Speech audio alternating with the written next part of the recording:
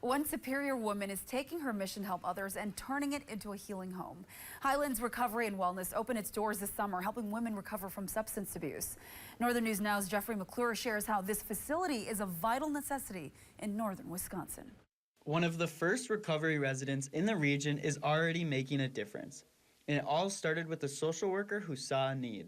Part of those values is service, social justice, integrity, competence, and it's really hard to implement those values in kind of a social service desert, which is northern Wisconsin. Emily Mack started the work to build Highlands Restoration and Wellness more than 2 years ago. She wanted to create an opportunity for women struggling with substance abuse to get their lives back. Mack says the closest option for help in northern Wisconsin is Eau Claire. It was really important to me, one, for my values, but two, just for the community that I grew up in, to have something like this. The recovery residence has space for 16 inpatient clients with 4 bedrooms on each side of a duplex. Max says during her time volunteering at the Douglas County Jail, she saw firsthand what was missing in this community.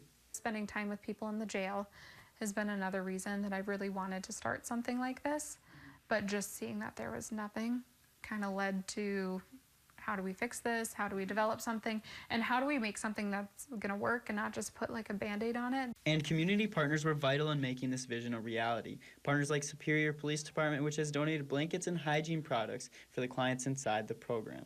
In a statement to Northern News Now, Police Chief Paul Winterscheid said, "Our coordinated outreach and response team works closely with our officers, allied first responders, and community partners to the challenges facing our community."